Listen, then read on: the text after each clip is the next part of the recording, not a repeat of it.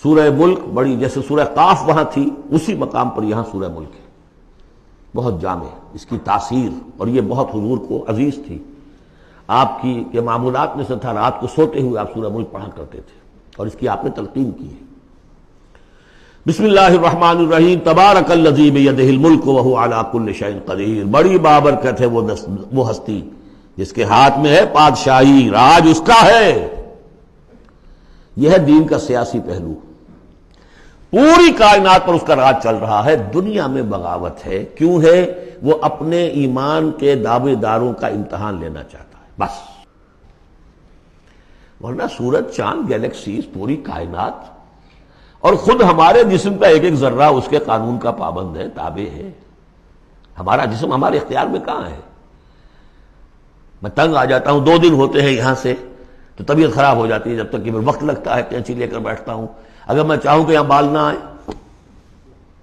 میرا جسم ہے، میرا تو اختیار نہیں، وہ تو آئیں گے۔ تو ہمارا جسم بھی جہاں تک اس کی فزیولوجی کا تعلق ہے، اس کی اناٹومی کا تعلق ہے، یہ سارا اللہ کے قانون کے تابع، میرے تابع تو نہیں۔ میں چاہوں میرا دل ذرا رک جائے، جب چاہوں میں اس کو سٹارٹ کر دوں تو یہ تو نہیں ہوگا، جب بند ہوگا بند ہو جائے گا، میرے اختیار میں نہیں ہے۔ لیکن یہ کہ جو ہماری اختیاری زندگی ہے اس میں ہم نے طے کر لیا ہے کہ اللہ کی نہیں مانیں گے، اپنی مانیں گے، اپنی مانیں گے، اپنی بیویوں کی مانیں گے، اور جو بھی نظام ہے اس کے ساتھ وفاداری کریں گے، چاکری کریں گے، ان کی ملازمت کریں گے، ان کے رتھوں کے اندر ہم بیل بن کر جتیں گے تاکہ ہمیں عیش ملے، دنیا کے اندر ہمارے لیے مقامات ہوں، ہماری عیش ہو، بس اللہ خیر صلی اللہ۔ تو یہ ہے اصل میں امتحان، ورنہ بادشاہی یہاں اب بھی اسی کی ہے۔ یہ صرف ہلدی کی گانٹھ ہے جسے لے کر ہم پنساری بن کر بیٹھ گئے، میری مرضی، میرا خیال، میرا نظریہ یہ ہے، اور ہمارے نزدیک جو ہے طریقتکم المثلی، ہمارے جو کلچر ہے، مثالی نظام جو ہم نے بنایا ہے، ہمیں اس کی حفاظت کرنی ہے۔ تبارک الذی بیدہ الملک وہو علی کل شیء قدیر، وہ ہر چیز پر قادر ہے۔ الذی خلق الموت والحیاۃ لیبلوکم ایکم احسن عملا۔ اب دیکھیے ہم نے حیات انسانی کا جو اب تک سمجھا ہے، جس کو کہ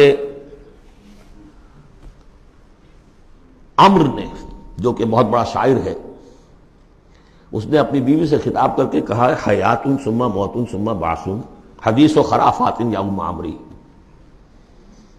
یہ کیا ہے؟ زندگی پھر موت پھر زندگی، یہ کیا؟ یہ سب حدیث و خرافات، معاذ اللہ۔ ہم نے بھی دیکھا پہلے کنتم امواتا فاحیاکم ثم یمیتکم ثم یحییکم ثم الیہ ترجعون۔ یہ وقفے کیوں ڈالے گئے؟ یہ موت کا وقفہ کیوں ڈال کر زندگی کا ایک حصہ نکال دیا علیحدہ؟ 30 40 50 60 سال یہ دنیا کی زندگی، پھر موت کا وقفہ۔ موت ایک زندگی کا وقفہ ہے، یعنی آگے بڑھیں گے دم لے کر۔ کیوں؟ اس کی حکمت بتائی جو ہم پڑھائیں سورہ واقعہ میں، قدرنا بینکم الموت، تمہاری ہی زندگی کا تسلسل ہے جس میں ہم نے ایک وقفہ موت کا ڈال دیا ہے۔ کیوں ڈالا ہے؟ خلق الموت والحیات لیبلوکم ایکم احسن عملا۔ یہ جو چنک علیحدہ کیا ہے یہ اس لیے کہ تمہاری آزمائش ہو، امتحان ہو، تمہیں جانچا جائے۔ وہ 3 گھنٹے کا امتحان ہوتا تھا جو دیتے تھے تم کبھی اسکولوں میں، اب یہ 30 برس کا سمجھ، اور واقعی 30 برس ہی ہوتے ہیں آدمی کے پاس۔ پہلی زندگی کے 20 25 برس ویسے گزر گئے، شعوری ابھی نہیں ہے، اور پھر ایک خاص عمر کے بعد جو ہے آزاد ڈھیلے پڑ گئے، اور پھر یہ کہ لا یعلم من بعد علم شیئا، 30 نہیں ہوں گے 40 مل جائیں گے آدمی کو، کام تو یہی ہوتا اس کی زندگی کا۔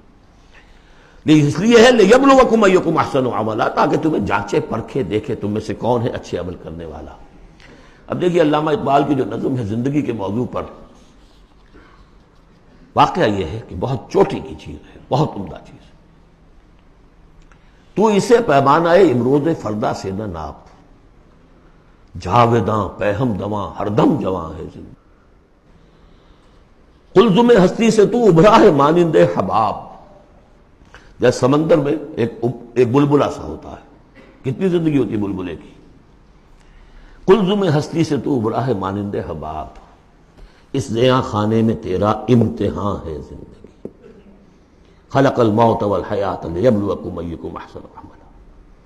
ہے کبھی جاں اور کبھی تسلیم جاں ہے زندگی، کبھی زندگی جان سے مترادف ہے، عبارت ہے، کبھی جان دینا اصل زندگی ہے۔ ولا تقولوا لمن يقتل في سبيل الله اموات بل احیاء ولكن لا تشعرون. ہے کبھی جان اور کبھی تسلیم جان ہے زندگی. اصل زندگی جو ہے وہ جان دے دینے سے حاصل ہوتی. الذي خلق سبع سماوات طباقا، وہ اللہ جس نے بنائے 7 آسمان ایک دوسرے کے اوپر. آیات متشابہات میں سے ما تری فی خلق الرحمن من تفاوت، تم نہیں دیکھ پاؤ گے اللہ کی تخلیق میں کہیں کوئی فرق. اتنا محکم نظام ہے، اتنا محکم نظام. کیا کسی سائنسدان نے آج تک یہ بھی کہا کہ تخلیق میں یہاں نقص ہے؟ کسی نے کہا؟ زوالوجی کی فیلڈ میں یا باٹنی کی فیلڈ میں یا کسی اور فیلڈ میں، جیولوجی کی فیلڈ میں، ایسٹرونومی کی، کسی نے کہا ہے؟ ما تری فی خلق الرحمن من تفاوت فارجع البصر هل تری من فطور، پھر ذرا دوبارہ لوٹا لو اپنی نگاہ، دیکھ لو، ہر میدان میں دیکھ لو، کہیں تمہیں کوئی رکھنا نظر آتا ہے؟ اگر یہ تخلیق کامل ہے تو کامل حقیقت میں کون ہے؟ اس کا خالق، اس کا باری، اس کا مصور. بس یہ نظر نہیں آتا. سائنسدان سب کچھ دیکھ رہے ہیں، ڈھونڈنے والا ستاروں کی گزرگاہوں کا اپنے افکار کی دنیا میں سفر کر نہ سکا. بڑے بڑے صاحب بصیرت اور بڑے بڑے عقل مند اپنی ناک تلے کے پتھر سے ٹھوکر کھاتے ہیں.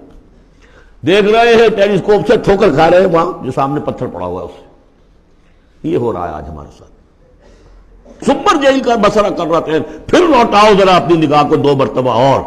ینقلب الیک البصر خاسئا وہو حسیر، تمہاری نگاہ تھک ہار کر لوٹ آئے گی، تمہیں ہماری تخلیق میں کہیں کوئی رکھنا، کوئی دراڑ نظر نہیں آئے گی. صدق اللہ العظیم.